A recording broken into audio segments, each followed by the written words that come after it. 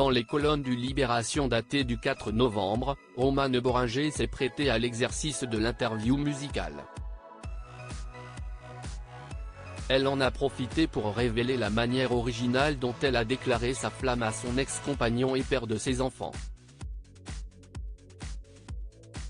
Romane Boringer connaît la chanson. Depuis plusieurs semaines, la femme de théâtre est à l'affiche d'une comédie musicale pop, Le Bel Indifférent, dans laquelle elle interprète une chanteuse ultra-contemporaine, du style Amy Winehouse ou Britney Spears. Un rôle qui a été à l'origine écrit par Jean Cocteau pour Édith Piaf. Le texte a été tellement écrit pour elle que quand je le joue, on entend son souffle à elle, on imagine sa voix, cette femme au bord de l'abîme. C'est un trip de chanter sur scène, au-dessus du jeu.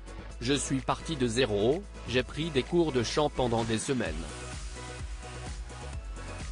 Ce spectacle, c'est mon apogée, c'est ma comédie musicale, c'est mon climax, se réjouissait sur Radio France celle qui dirige également son père, Richard, juste avant de monter sur scène.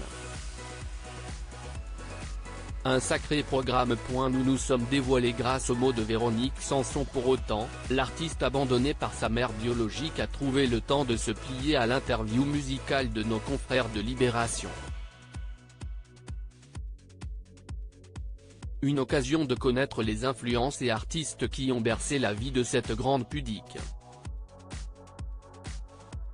Et son interlocuteur ne s'attendait pas à ce que Romane Boringer dévoile que le répertoire de Véronique Sanson serve de lien épistolaire entre elle et son ex-compagnon, Philippe Rebaud.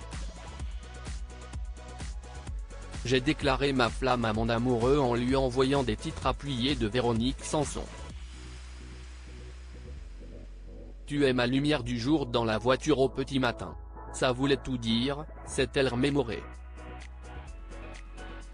Le père de ses deux enfants a alors répondu à ses avances en plongeant dans la discographie de la pionnière de la pop hexagonale.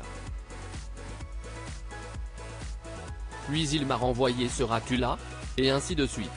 Nous nous sommes dévoilés grâce aux mots de Véronique Sanson, a-t-elle conclu. Décidément, une drôle de vie.